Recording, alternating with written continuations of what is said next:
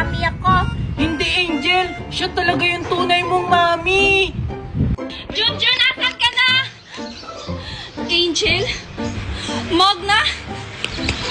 Angel, ano ba sinasabi mo? Ako yung mami mo. Mami! Marites! Junjun? Tignan mo yung ginawa mo, Marites, sa anak mo. Anong ginawa mo kay Angel sa kay Nestor, ha? Siguro kinula mong bruha ka. Hindi ko sila kinulam. Anak ko si Angel at asawa ko si Nestor. What's happening here? Nestor, my loves, my honey, my sweetie pie.